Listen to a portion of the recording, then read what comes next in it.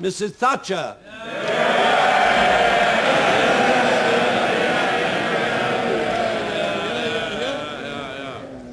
Mr. Speaker, sir, I beg to move that this House has no confidence in Her Majesty's government.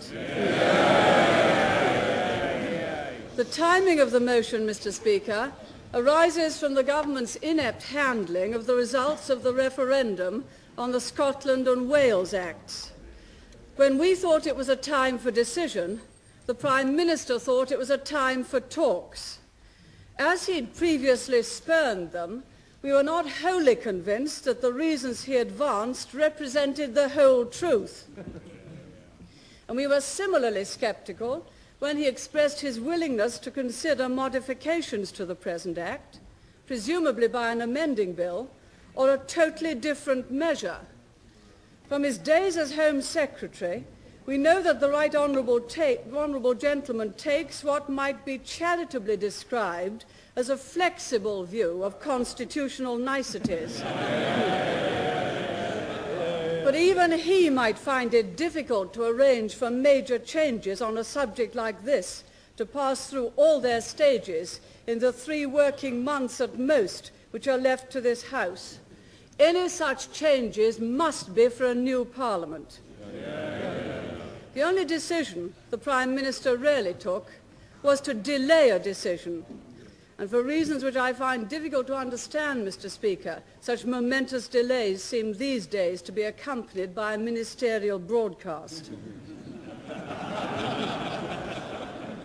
The good government of the United Kingdom and its unity is a matter of supreme importance to this House, wherever we may sit. The new proposals are not for a dying Parliament, but for a new one. Mr. Speaker, the essence of the motion this afternoon is that the government has failed the nation, that it's lost credibility, and that it is time for it to go. Unless the Prime Minister should advance his customary explanation of failure, namely his political inheritance, may I point out that his and this government's inheritance was from a Labour government led by the Right Honourable Gentleman, the member for Huyton. This Parliament was elected in October 1974. By then, Labour had been in office for 7 months. They'd plenty of time to assess the economic state of the country. The election of October 1974 gave them the opportunity to state it clearly. They did. The Chancellor claimed inflation was down to 8.4% on his chosen basis. Later, when it went soaring up, how did he explain it? Not by any talk about the previous Conservative government's policies. That excuse hadn't been invented. On BBC Radio 4 Analysis in October 1976, the Chancellor said, "I think it's fair to say that inflation went up much more after the October election than I or anyone else expected, because the trades unions didn't at the time observe the social contract as they'd defined it earlier in the year." Indeed, when the Chancellor was pressed, he stressed the point and went even further. "I think it's fair to say," he said, "that wage inflation was the main reason for the runaway inflation in the months that followed the October 1974 election." Nor was it only inflation that had been beaten by October 1974, according to the then government.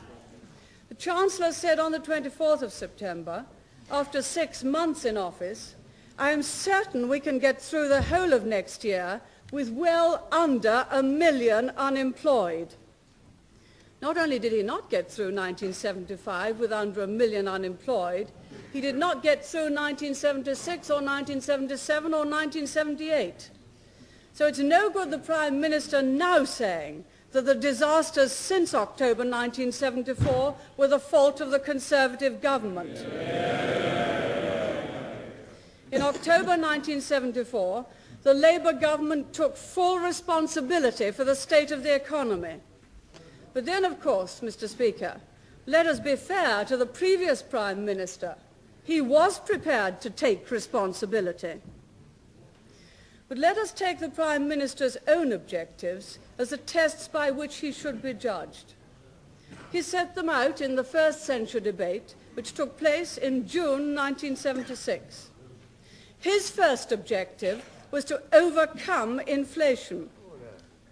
Apparently, the Chancellor of the Exchequer had not performed that feat by the time the last election took place. Be that as it may, the fact is that this government has been responsible for doubling the prices in the housewife's shopping basket. Now, far from being overcome, inflation is rising again and will rise for the coming months. Indeed, on the Healy basis, it is already into double figures. And it was on that basis that the Treasurer gave us the figure 13.3%. The Prime Minister's second objective was to make inroads into the unacceptably high level of unemployment and to reduce it by 1979, it's in 1976, to 3%. Today it is double that figure. On that too the Prime Minister has failed. And his third objective, to achieve a high output, high productivity, high wage economy based on full employment. But only a week or so ago, we had news of the worst level of manufacturing output this decade.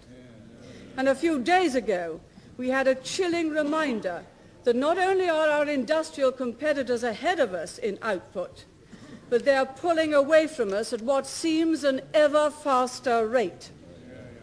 For every extra unit of output from a worker in British industry over the last 5 years, our least efficient competitor, the Italians, produce 2, the Americans more than 3, the French 4.5, the Germans 5.5, and the Japanese more than 6. In the same world conditions as we face, their governments seem to be able to generate the conditions for success. This government has failed. Those were the Prime Minister's objectives.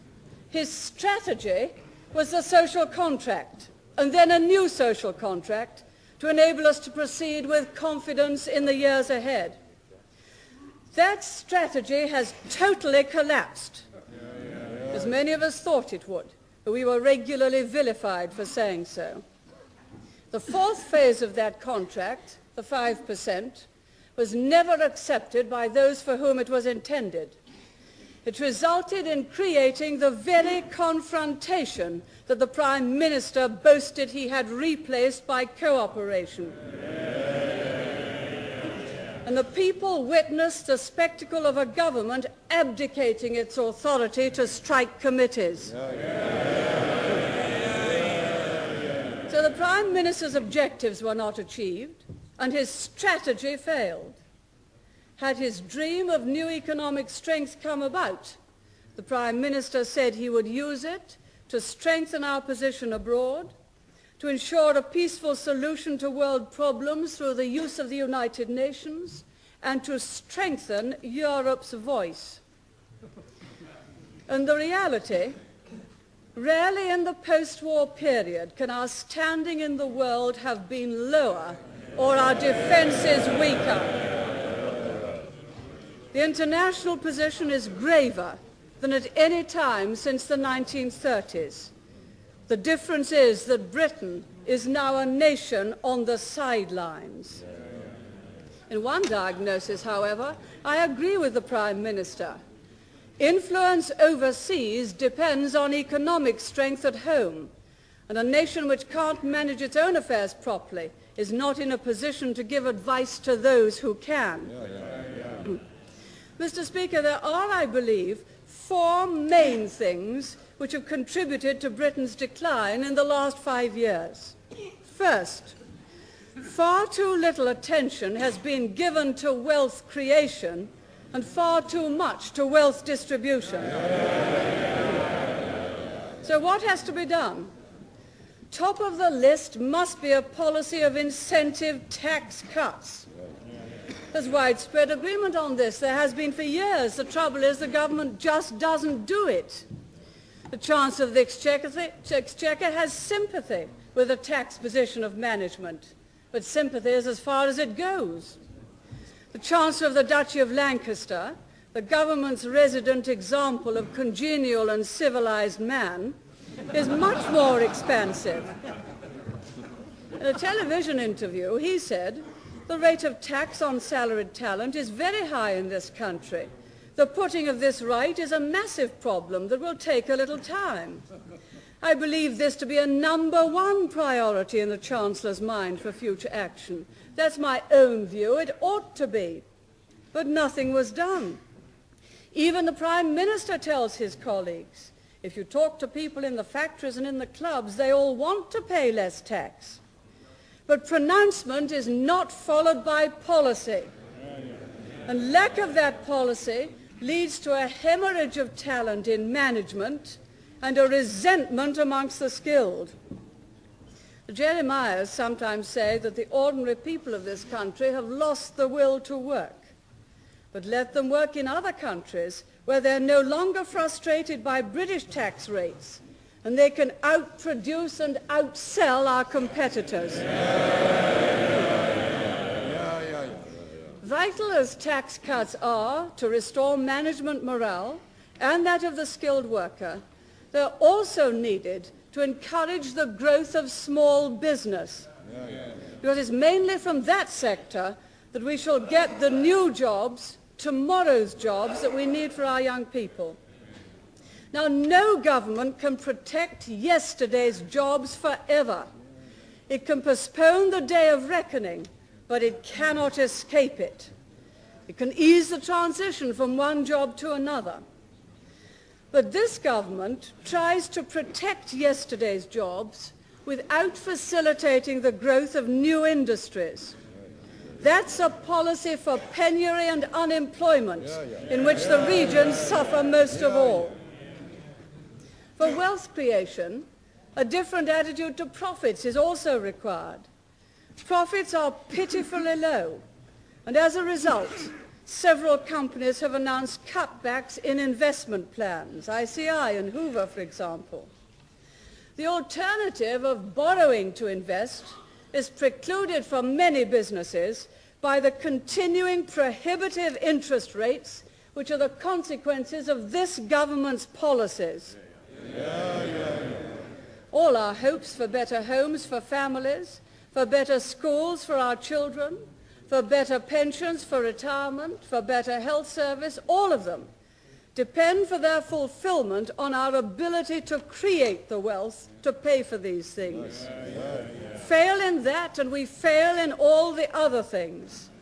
The government has failed and the social services of other nations have consequently overtaken ours. That, I believe, is the first reason for the decline. The second reason is that the government has concentrated far too much power in the hands of the centralized state and left too little with the individual citizen. Indeed, Mr. Speaker, if the government had assumed less power over communities and individuals, the remoter areas in the United Kingdom would have less reason to worry about the power coming from Westminster. Although socialism is about centralized planning and control, even some members of Her Majesty's government have from time to time begun to have doubts about the wisdom of the policy. A former distinguished member, the late Anthony Crossland, in a lecture in October 1975 said, "But we must take seriously the fears about the growth of state power, especially given the penchant of some socialists for the continual spawning of giant new institutions under centralized control." He continued, "We should not be in the business of creating giant leviathans manned by armies of bureaucrats." What a pity he and his colleagues did not take his advice. It was added to by the Chancellor of the Duchy of Lancaster, who said in Birmingham this year, "We have to acknowledge that the decentralized private sector